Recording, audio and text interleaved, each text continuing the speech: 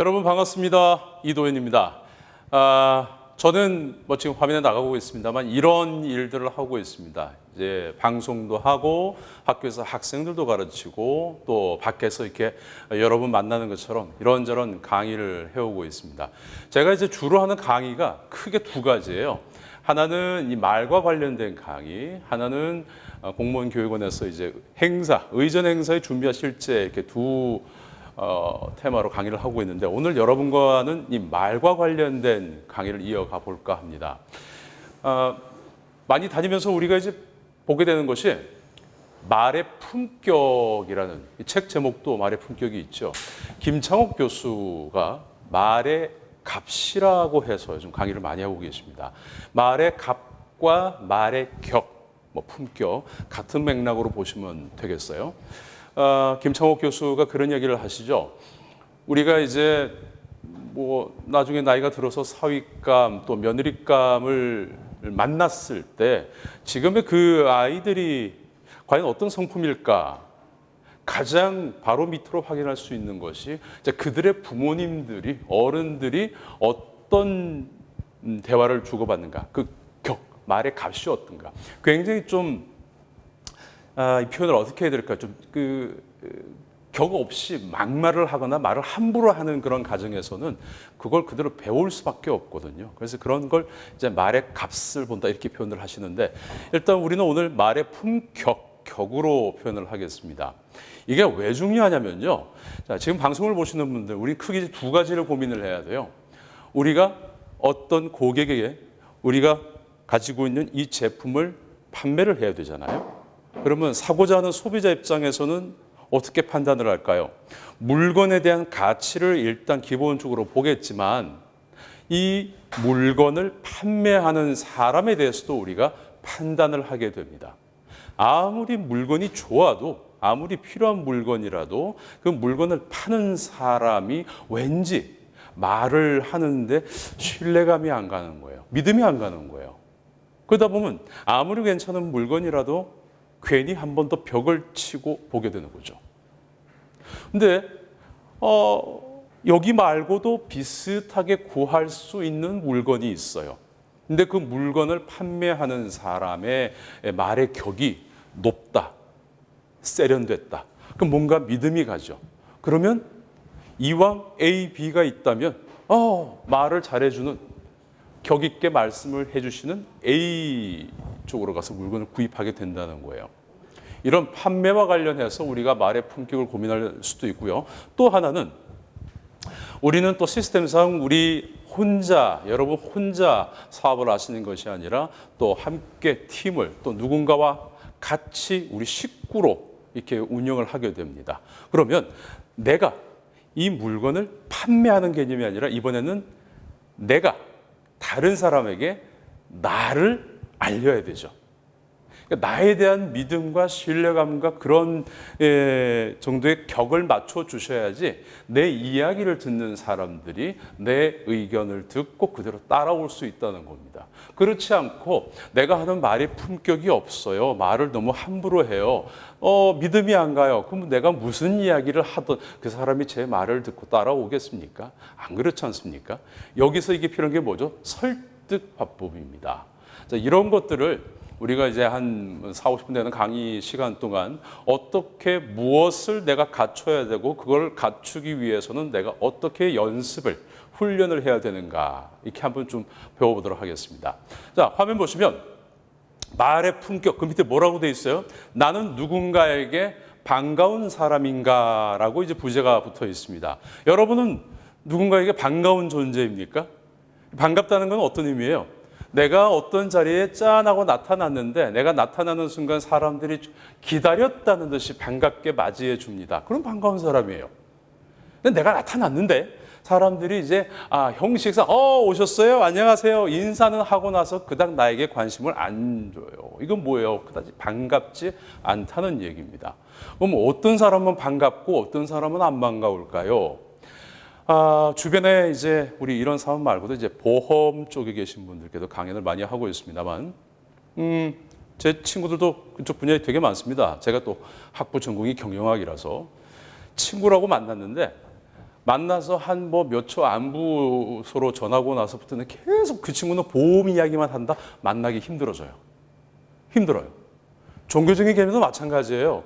내가 어떤 분하고 만났는데 이분이 믿는 그것이 뭐 기독교든 천주교든 불교든지 간에 자기가 가지고 있는 믿음에 대해서 계속 그 이야기만 하는 거예요.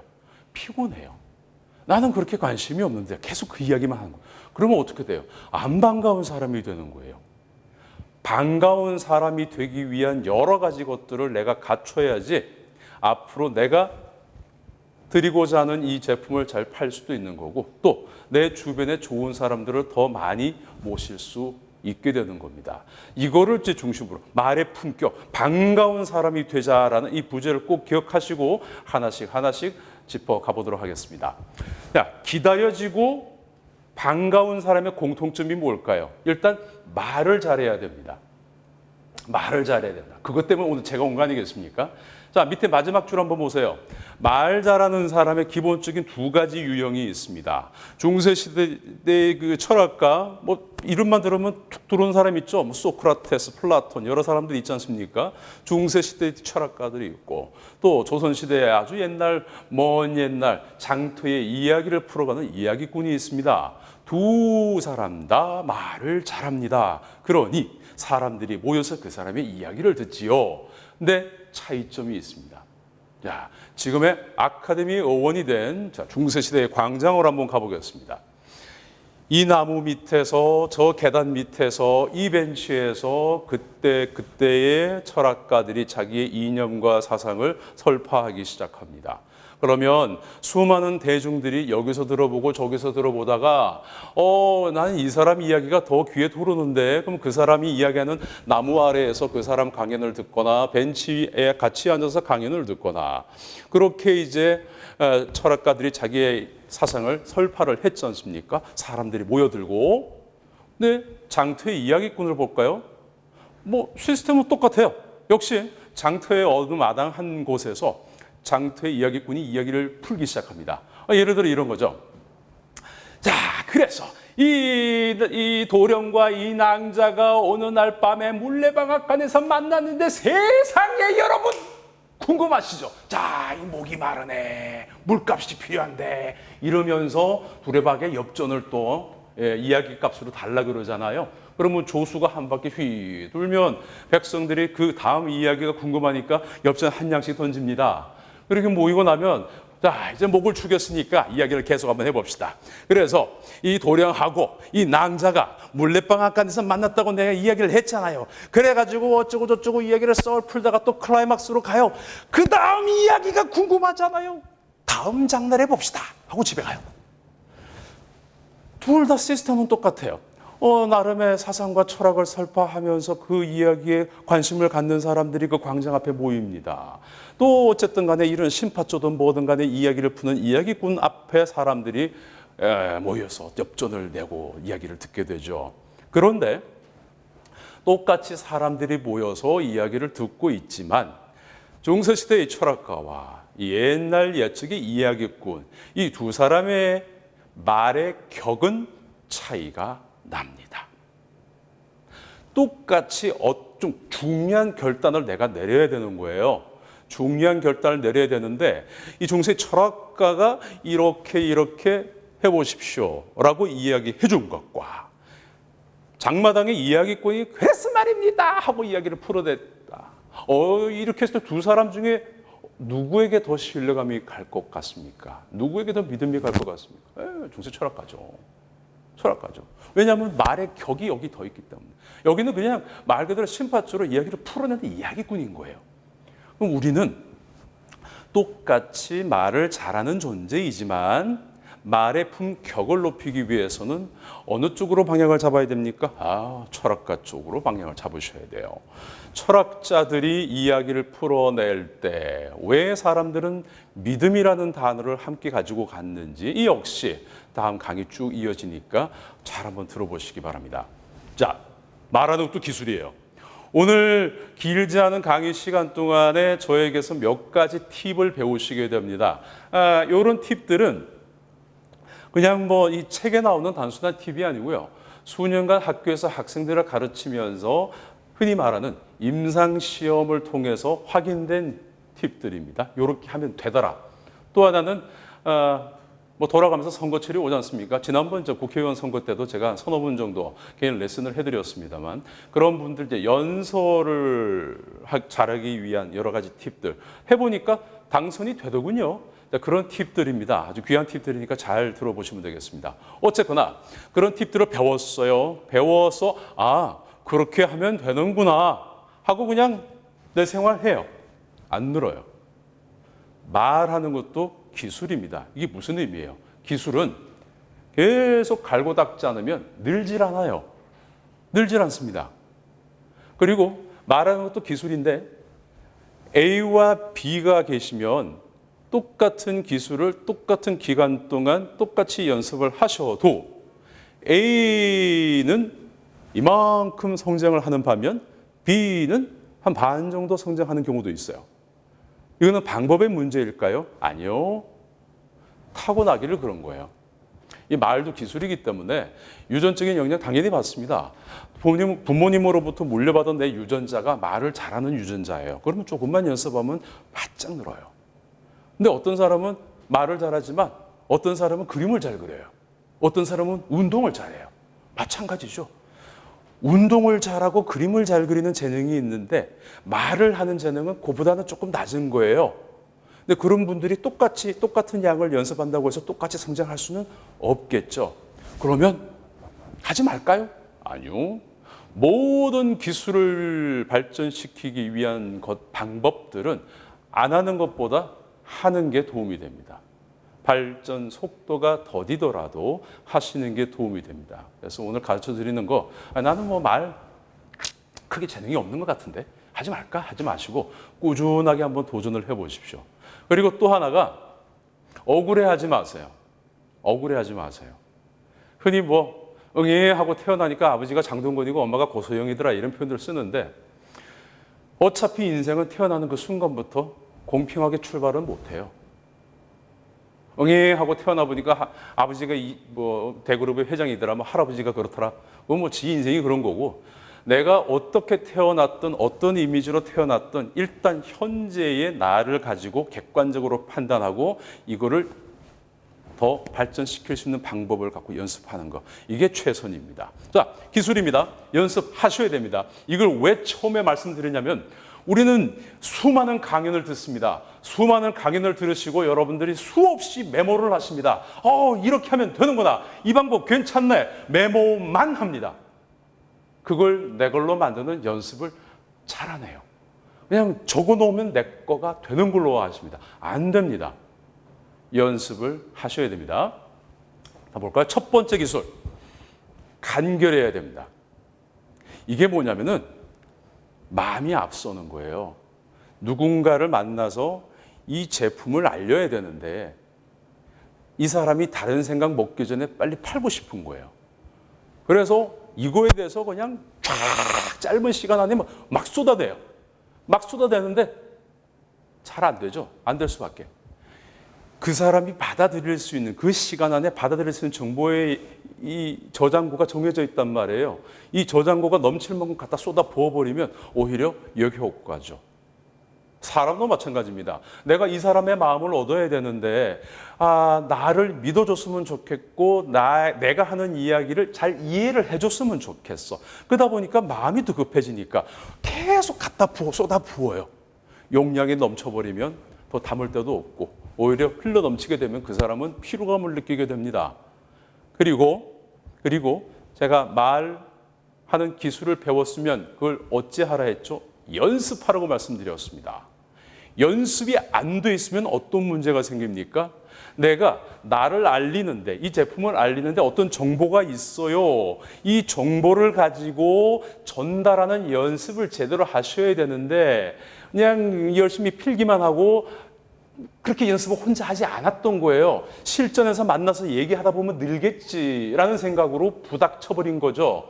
그러다 보면 어떤 문제가 생깁니까? 내가 내 머릿속에서 정리가 안 된 거예요. 그러다 보니 A, B, C, D 어떻습니까? 하고 결론이 나면 되는데 A하고 B 이야기했다가 뭔가 얘기가 부족한 것 같으니까 다시 A 플러스 1으로 다시 돌아가는 거예요. 이렇게 들락날락 하다 보면 요 핵심만 전하면 될 것을 이게 늘어나는 거예요.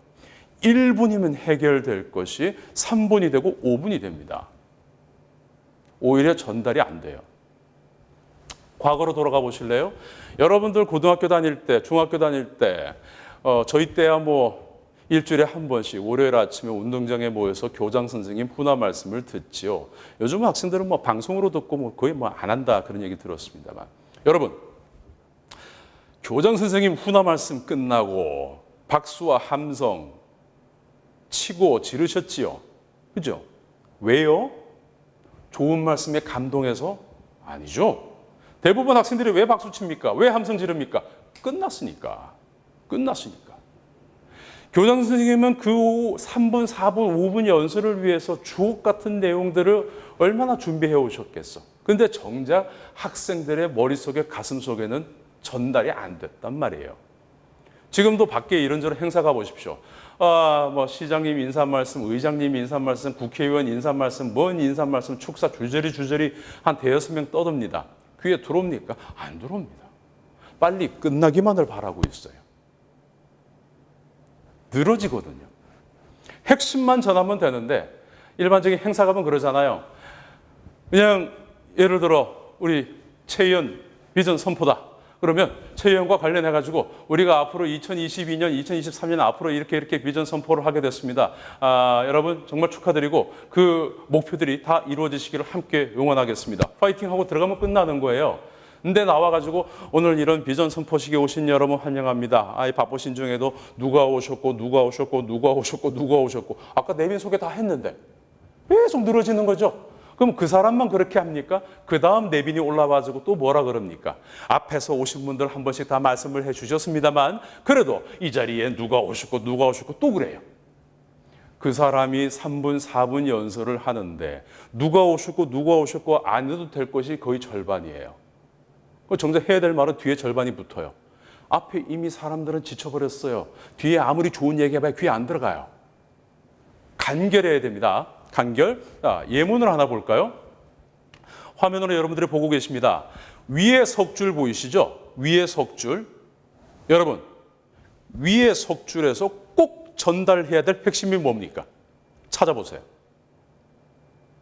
오프라인이면 서로 얘기를 주고받겠습니다만 지금은 온라인으로 보고 계시니까 화면으로 보고 계시니까 여러분들이 찾았다 치고 제가 좀 풀어드릴게요. 위에 석줄을 보시면 핵심은 오늘 여기서 심포지움이 진행된다는 거잖아요. 그죠? 그럼 심포지움의 주제가 뭐예요? 허은 여사에 대한 주제로 심포지움을 한다는 얘기잖아요.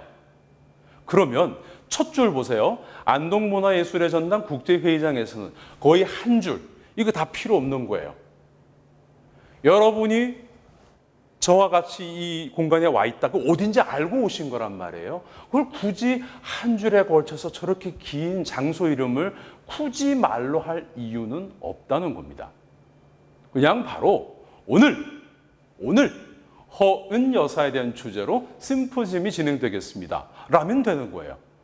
핵심 주제가 오늘의 주제가 뭔데 그걸로 뭘 하는데 이것만 전달되면 되는 거거든요. 심포지움 앞에 또 뭐가 붙어 있습니까? 행사 제목이 붙어 있습니다. 이미 현장 가면 현수막 다 붙어 있어요. 제가 사회 보고 있으면 제 머리 위에도 현수막 크게 붙어 있잖아요. 뭐 합니다. 그걸 굳이 또 말을 옮길 필요는 없다는 얘기입니다. 2018 경북 여성인물 재조명 심포지움 다 필요 없고 심포지움만 살리면 됩니다. 그런데 허은 여사에 대한 주제로 심포지움을 진행한다고 간결하게 핵심만 잡으니 또 하나 궁금해지는 게 있습니다. 허은이 누구신데? 앞에 있죠. 독립군의 어머니. 그 앞에 또 뭐 있어요? 임천각의 종부. 이 부분만 살리면 되는 거예요. 그럼 이 석줄은 절반으로 줄어듭니다. 오늘 임천각의 종부이시고 독립군의 어머니이신 허은 여사에 대한 주제로 심포지움이 진행되겠습니다. 그러면 끝나는 거예요. 이게 간결하게 내가 전하고자 하는 메시지를 전달하는 방법입니다. 간결합니다. 간결을 찾아야 돼요. 다만 그 간결에서 중요한 게 핵심을 찾아서 간결하게 전달해야 돼요. 핵심은 놔두고 엉뚱한 걸 가지고 와가지고 간결하게 전달한다 의미가 없죠. 자, 밑에 5줄 볼까요? 위에 하나 더 부연 설명해드리면 임천각이 어디입니까? 안동에 있죠. 안동 시내에서 이제 안동댐 올라가다 보면 왼쪽 산자락에 고택이 있습니다. 임천각의 원래 주인이 누구십니까? 독립운동을 하셨던 석주 이상용 선생이시죠. 그분의 손부가 바로 허은 여사입니다. 이상용 선생께서 독립운동을 위해서 온 재산을 팔아서 독립운동에 투자를 하시고 직접 운동도 하시고 그래서 그 독립운동 자금 마련에 재산을 팔아가면서 애를 써주셨던 분이 바로 허은 여사예요. 근데 더 가슴 아픈 역사가 있죠. 일본 놈들이 뭐 했어요? 독립군의 기계를 꺾겠다고 그 고택 마당 한가운데로 기찻길 내버렸잖아요. 그거 이제 안동 역사 새로 옮기고 기찻길 다 옮기고 복원한다고 임천각 복원 사업이 바로 그겁니다. 자, 오늘 강의와 더불어서 팁으로 전해드렸습니다. 밑에 5줄로 갈게요. 이와 동시에부터 만나볼 수 있습니다. 석줄. 그러면 밑에 석줄의 핵심은 뭡니까? 이것도 훈련입니다. 핵심을 찾아보세요. 여러분 스스로. 그 밑에 있는 석줄의 핵심은 기와전시가 있으니 보라는 얘기잖아요. 기와전시가 있대요. 자, 그러면 하나씩 붙여보자고요. 기와전시가 어디에서 하는데? 로비에서 한대요. 무슨 기와인데? 여성 독립운동가들의 생전 모습을 그려놓은 기와래요. 그러면 이것만 살리면 되는 거예요. 자, 심포지움이 진행되겠습니다. 그리고 로비에서는 여성 독립운동가들의 생전 모습을 그려놓은 기와전시가 진행되고 있습니다. 로 끝내면 되는 거예요. 자, 보세요. 여러분이 앞으로 어떤 물건, 우리 제품에 대해서 홍보를 하시거나 누군가의 그 사람을 설득하기 위해서 단어를 선택하실 때 주로 이제 문어체, 구어체 구분을 많이 하는데 구어체로 가주셔야 더 말이 편하게 다가옵니다. 이와 동시에라고 돼 있죠. 이와 동시에라는 표현을 여러분 평소에 쓰시나요? 안 써요. 그냥 그리고 하면 돼요. 이와 동시에 덜어내고. 국제회의장 로비에서는 국제회의장 필요 없어요. 우리가 앉아있는 여기가 국제회의장이니까. 그리고 로비에서는 바로 넘어가면 되죠. 여성 독립운동가 윗줄 아랫줄 중복되죠. 하나만 살리면 돼요. 그러면 정리하면 어떻게 됩니까? 그리고 그리고 로비에서는 여성 독립운동가들의 생전 모습을 그려놓은 기와전시가 진행되고 있습니다. 로 끝내면 돼요. 맨 밑에 2줄 한번 보세요. 편안하게 전시도 보시고 오늘 포럼도 뜻깊게 참가하시길 바랍니다. 늘어지죠? 이건 어떻게 깔끔하게 정리하면 됩니까? 많은 관람 부탁드립니다. 끝.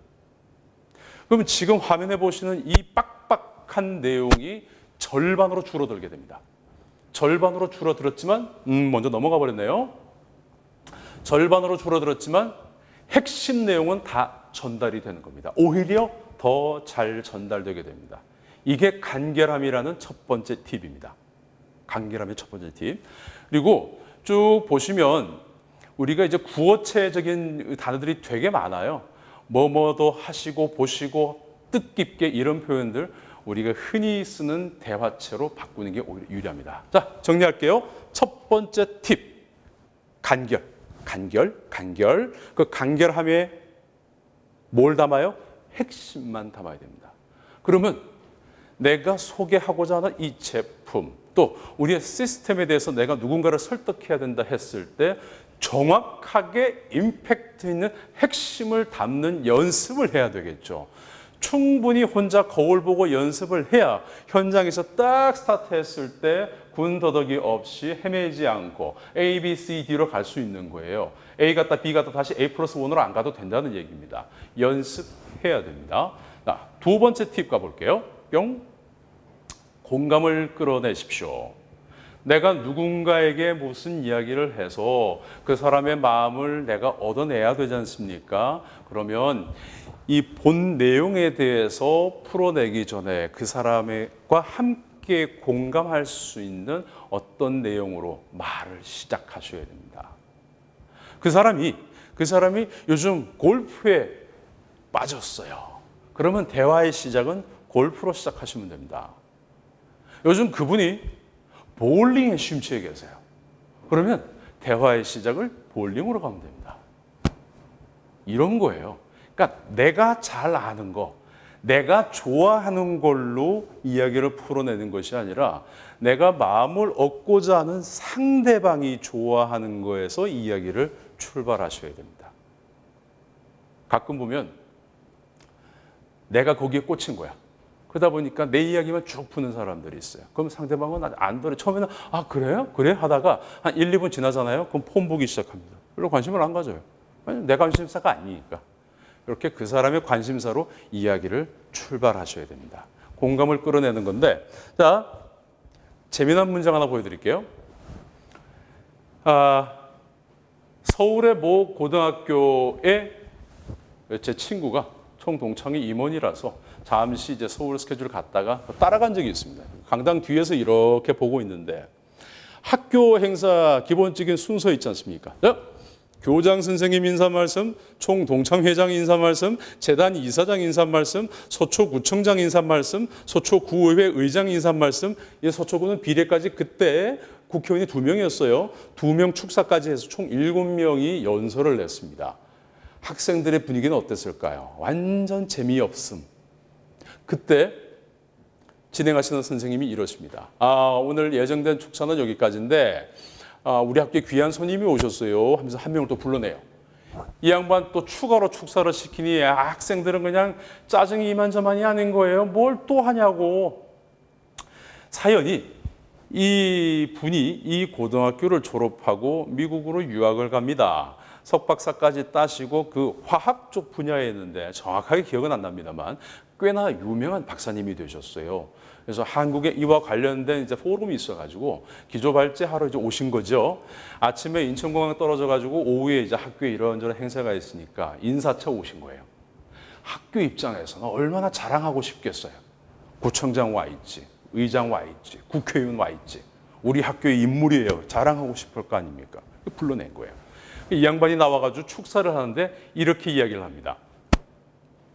후배 여러분 반갑습니다. 그리고 내빈 여러분 반갑습니다. 제 소개는 선생님께서 다 해주셨고 제가 여러 후배님처럼 그 자리에 앉아 있었을 때 2가지 마음이 있었어요. 하나는 부러움이었고 하나는 두려움이었습니다.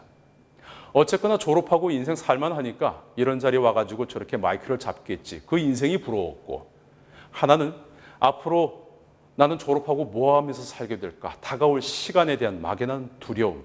이 2가지가 같이 공존했었습니다. 나영석 PD가 꽃보다 누나 마지막 편에서 윤여정 쌤한테 물어요. 선생님은 이제 그 정도 연세 사셨으니까 큰 걱정 없으시겠습니다. 라고 하니까 윤여정 선생님이 야 나도 67세는 처음 살아본다 얘 라고 답을 하셨어요. 저는 여기에 답이 있다고 봐요. 앞으로 다가올 모든 시간은 여러분이나 나나 처음 맞이하는 시간입니다. 처음은 실수할 수 있어요. 처음은 서툴 수밖에 없어요. 그런다고 포기할까요?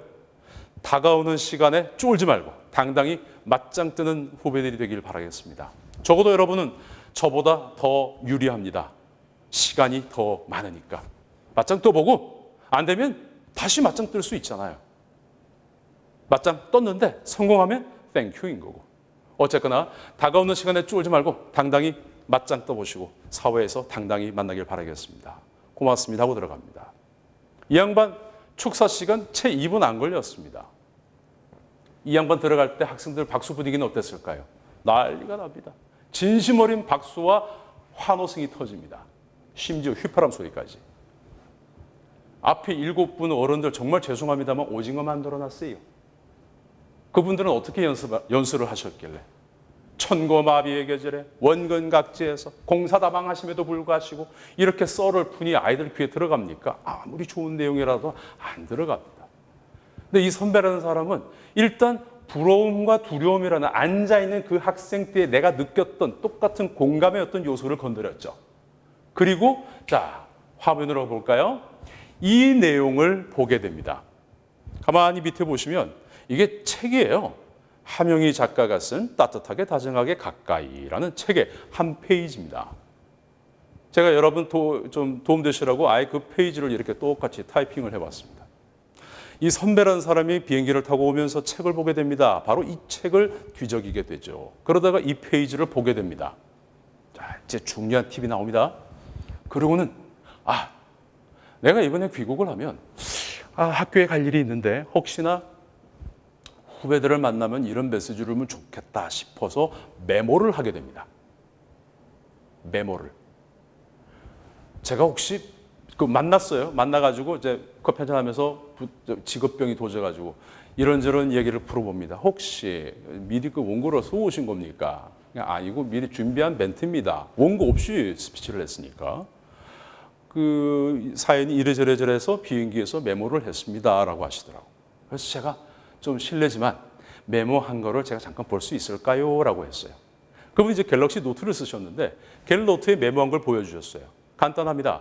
지금 화면에 있는 걸 그대로 베꼈을까요? 아니요. 그대로 베끼는 건 아마추어예요.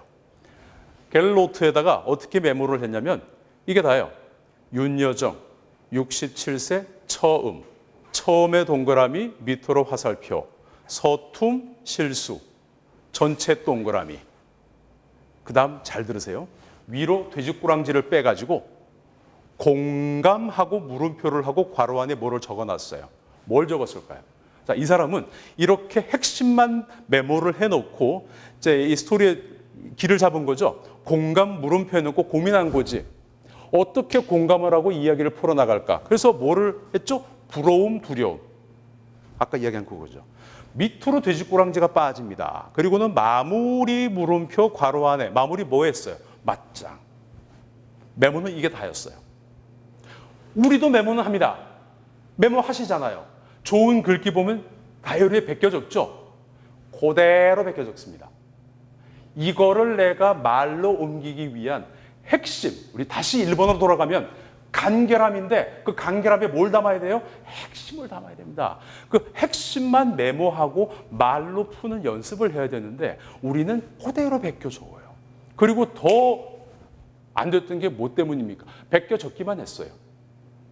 공감하시죠? 여러분도 지금 예전 다이어리 한번 뒤적거려 보세요. 예전에 적어놓은 거 엄청 많을걸요? 베껴 적기만 적어놓고 이거를 말로 푸는 연습은 안 했어요. 그러다 보니까 그냥 보긴 봤는데 그게 뭐였지? 정작 필요할 때 써먹지를 못한 거죠. 자, 이렇게 메모를 해놓고 이 사람은 비행기를 타고 오면서 머릿속으로 그려봅니다. 시뮬레이션. 현장에 학생들이 있을 거야. 후배들이 있을 거야. 그 말을 어떻게 풀지? 이렇게 부러움, 두려움을 이야기하고 핵심 이렇게 전달하고 마무리는 맞장구로 가면 되겠다. 이렇게 해서 말을 만들면서 머릿속으로 중얼중얼 그려보는 거지. 이렇게 한 서너 번 반복해서 말을 해보기 시작하면 소리는 내지 않더라도 머릿속으로 말을 해보기 시작하면 이게 그대로 내 머릿속에 자료가 남습니다. 굳이 안주머니에서 출력된 인쇄물을 끄집어내지 않더라도 머릿속에 있는 내용, 연습한 그대로 리딩이 아니라 텔링이 되는 거예요. 그러니까 학생들의 가슴속에 팍 하고 다가가는 거죠. 이게 말을 잘하는 두 번째 기술. 공감을 끌어내는데 어떤 식으로? 이런 식으로. 이런 식으로. 우리가 제품을 소개하는데 제품에 대한 설명서가 있어요. 이걸 활자를 그대로 외웁니다. 외워가지고 그대로 복사, 출력, 복사, 출력하듯이 말을 해보지 않습니까? 재미없어요. 재미없어요. 라면 끓여 드시는데 라면 봉지 뒤에 끓여 먹는 방법이 있지 않습니까? 이거 순서대로 외워가지고 그대로 이야기해 줘 보세요. 재미없어요. 근데 백종원 아저씨가 요리하는 방법을 설명하는데 재미있잖아요. 그 사람은 보고 읽은 걸 그대로 읽어내는 게 아니라 알고 있는 거를 말을 하니까 재미있는 거예요. 네? 역사에 대한 지식이 설민석 씨보다 뭐 더 많은, 더 훌륭한 사람도 있죠. 근데 요즘은 좀 뭐 논문 때문에 잠시 방송에 안 나옵니다만 수많은 학생들이 왜 설민석이라는 사람의 강연을 듣습니까? 재밌으니까. 재미있는 데다가 안에 팩트가 있으니까 그게 듣게 되는 거예요. 그러면 설민석 씨는 어떤 차이가 있을까요? 여기서 또 중요한 팁이 나갑니다. 설민석 씨는 대학 학부 전공이 사학이 아닙니다. 네, 연기 전공입니다. 연극영화. 연기를 전공하셨어요. 대학원에서 뜻한 바가 있어서 역사를 다시 공부하게 되죠. 다시 말해서 그분의 첫 시작은 기본 연기자로서의, 연출자로서의 길을 갔단 말이에요.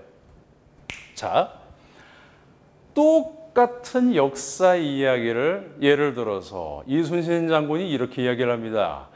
우리 짐에게는 12척의 배가 남아 그런 얘기 했지 않습니까? 자, 그러면 보통 학교의 국사 선생님은 어떻게 이야기합니까?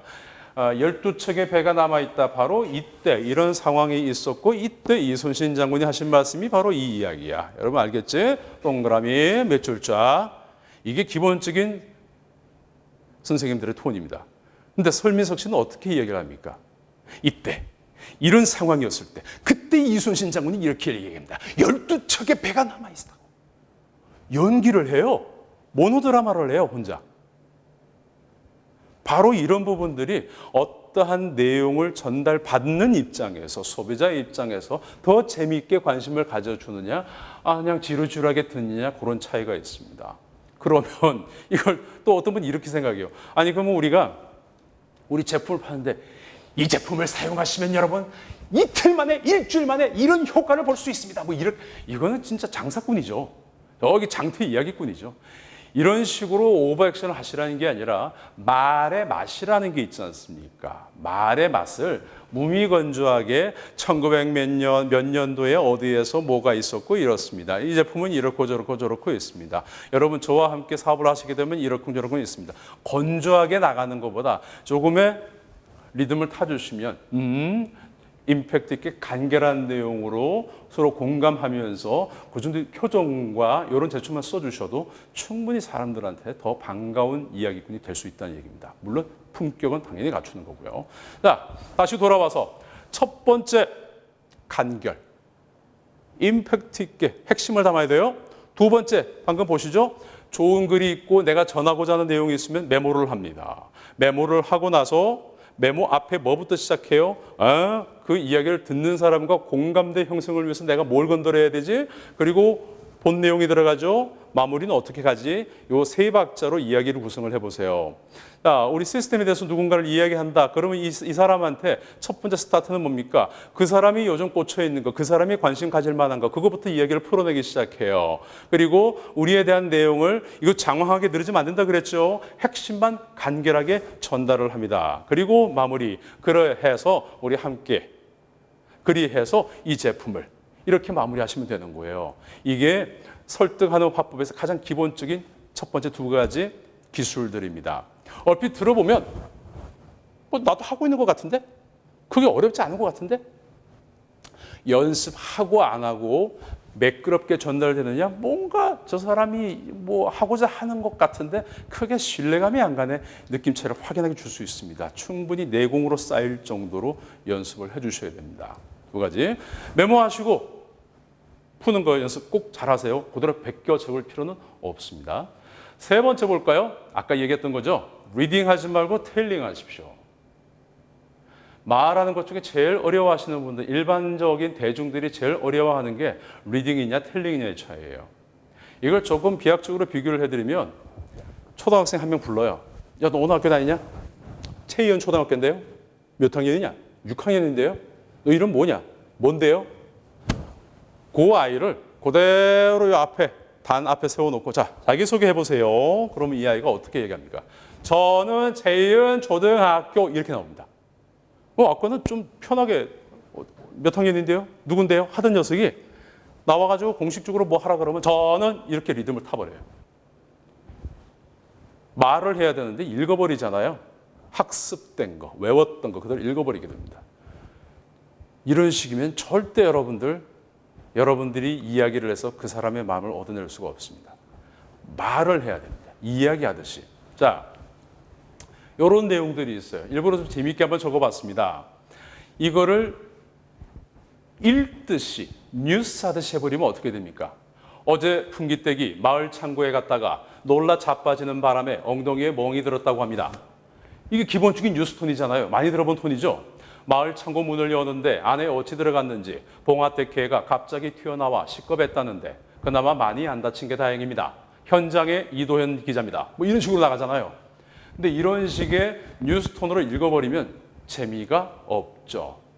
그러니까 말하듯이 이야기하듯이 어떤 느낌이에요? 어제 풍기땡이 마을 창고에 갔다가 놀라 차빠지는 바람에 엉덩이에 멍이 들었다고 합니다. 이렇게 호흡도 같이 들어가는 거예요. 이 이야기가 되는 거지. 마을 창고 문을 여는데 세상에 안에 어찌 들어갔는지 봉화 때 개가 갑자기 튀어나오는 바람에 그냥 아유 그나마 많이 안 다친 게 다행이죠. 이게 텔링인 거예요. 똑같은 내용인데 리딩을 하는 것과 텔링을 하는 것의 말의 느낌은 달라지죠. 우리가 이걸 설명하고 또 우리 시스템에 대해서 설명하고 그걸 듣는 사람들이 편하게 듣기 위해서는 리딩이 아니라 텔링을 해야 됩니다. 이 앞에 1, 2, 3단계를 모아서 봤을 때 이거 역시 훈련 안 하시면 안 돼요. 그냥 강의만 듣고 있으면 그래 하면 되겠구나 실전에서 안 됩니다. 그런 연습을 하셔야 돼요. 자, 이렇게 이제 3단계까지 갔는데 4단계는 믿음을 줄 수 있는 표현력을 길러라. 믿음, 우리가 필요한 거 아닙니까? 볼게요. 프레임이라는 단어가 있습니다. 프레임, 잘 들으세요. 여러분이 신문을 보실 때 자잘한 글자부터 먼저 훑습니까? 아니죠. 헤드라인을 보다가 이거 뭐지? 궁금하니까 찾아 들어가잖아요.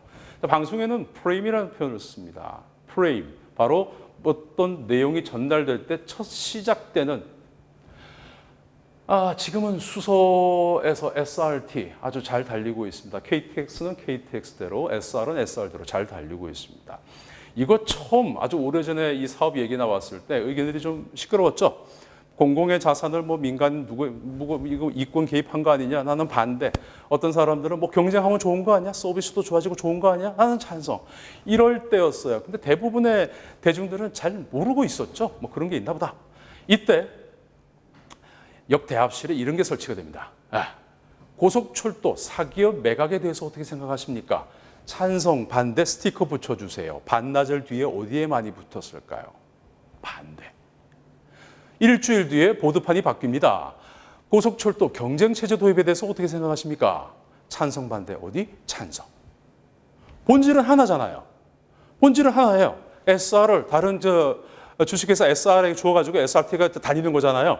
물론 어디지? 동탄 지나가지고 이제 경부선하고 합류가 됩니다만 이 본질은 하나인데 말의 첫 시작 프레임을 사기업 매각이라고 쓰니까 사람들이 뭔진 모르지만 내주머니까 뺏기는 느낌이 드는 거예요.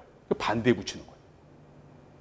경쟁체제 도입이라 그러니 뭔진 모르지만 비싸가지고 맨날 무궁화만 탔는데 그러면 나도 한번 타볼 기회가 생기나? 찬성에 가는 거예요. 지금 직접적으로 나한테 도움이 되고 안 되고를 떠나가지고 이 프레임, 헤드라인, 첫 말의 시작이 어떤 뉘앙스로 가냐에 따라서 이거를 받아들이는 청자들은 판단의 방향이 확 바뀝니다. 중요합니다. 그래서 이 제품을 또 누군가를 설득하기 위해서 내가 말을 끄집어낼 때 내가 얻고자 하는 방향의 프레임대로 말을 시작하셔야 돼요. 이거 훈련 안 돼 있으면 이런 단어들이 안 나와요. 말이 헛나가는 경우가 있잖아요. 그럼 한번 헛나가기 시작하면 이거 다시 돌리기가 쉽지가 않아요. 프레임 신경 쓰셔야 됩니다. 믿음을 줘야 되니까. 자, 호흡하고 이거는 넘어갈게요. 기회가 되면 다시 말씀드릴 거고요. 오늘 강의의 이제 마지막 부분은 요 이야기로 가겠습니다. 자, 이미지를 무시할 수는 없어요.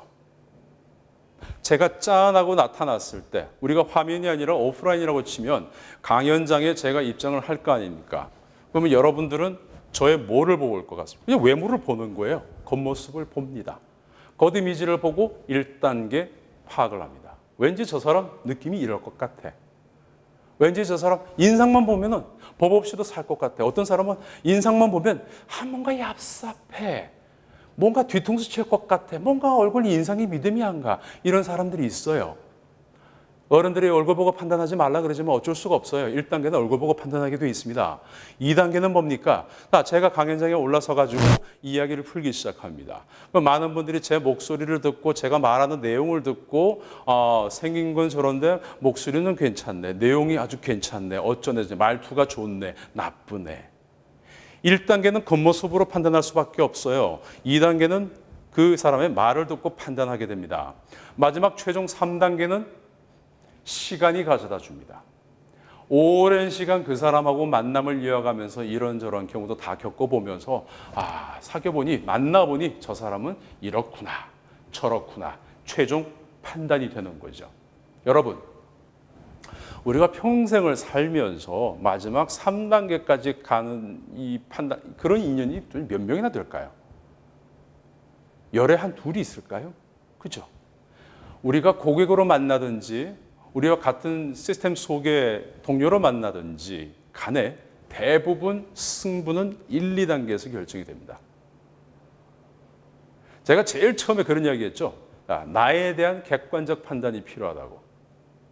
우리 최유원 가족들이 모든 분들이 얼굴의 이미지가 다 선하고 믿음을 줄 수 있는 이미지를 가졌다? 그럴 수는 없어요. 인간사 수백 명 만나면 수백 명 얼굴 상들이 다 달라요. 어떤 분도 관상은 과학이란 말도 쓰지 않습니까? 인상도 그렇고. 얼굴이 주는 이미지가 굉장히 큽니다. 그러면 나는 굉장히 강한 인상을 가지고 있어. 사람들이 내 인상만 보면은 피해. 배우들도 그러잖아요. 자기도 좀 로맨스 같은 역할을 하고 싶은데 얼굴 인상 때문에 너무 강해서 맨날 조폭 같은 악역만 시킨다고. 악역 전문 배우란 말도 있지 않습니까? 어쩔 수 없어요. 받아들여야 돼요. 그런 인상을 갖고 있지만 그럼에도 불구하고 사람들에게 다가갈 수 있는 방법은 있거든요. 미소 짓는다든지. 강호동 씨 인상 얼마나 무섭습니까? 근데 한 번씩 오버해서 웃어주니까 사람들이 그 틈으로 다가가는 거거든요. 이 인상에 대해서도 또 다음 인연이 있으면 추가로 말씀을 드리겠습니다. 그 다음 하나가 이제 이 말이지 않습니까? 목소리나 말. 목소리 많은 분들이 질문을 해요. 목소리 바꿀 수 있습니까? 결론은 목소리는 못 바꿉니다. 목소리 색깔은 못 바꿔요. 다만 그 목소리 음색 안에 음역대는 조율할 수가 있습니다. 가급적 중에서 하이. 하이는 피하라고 이야기를 합니다. 왜 피하는지 이것도 역시 오늘은 시간이 다 안 되기 때문에 다음에 또 인연이 있으면 말씀드릴 거고, 대신 이제 하이로 넘어가면 특히나 여성분들은 남자에 비해서 생리적으로 성대 자체가 약해요. 그러다 보니 원래 성대가 약한 사람이 긴장을 해서 목소리 톤이 높아지잖아요. 뒤집어져요. 내가 언제 이렇게 뒤집어져요. 그럼 상대방이 되게 피곤함을 느끼게 됩니다. 그러면 안 돼요. 그래서 저, 중, 고가 있으면 중에서 고는 버리라 그래요. 저와 중 사이에서 톤을 낮춰서 조곤조곤 설명하고 얘기하는 연습을 해야 됩니다. 이 부분도 좀 다음에 아껴서 제가 말씀을 드릴 거고요. 다시 돌아와서 그렇게 나의 이미지를 객관적으로 판단해서 나의 이미지에 맞게 다양한 방법들을 고민을 해야 되는데 그 전에 나의 내면을 가꿔야 되잖아요. 자, 오늘 강의의 마지막입니다. 보세요. 아리스토텔레스가 설득을 위한 3가지 방법을 얘기한 게 있습니다. 첫 번째가 로고스, 논리예요. 논리예요. 내가 이 제품에 대해서, 우리 시스템에 대해서 설명을 하는데 논리적이지를 못한 거예요.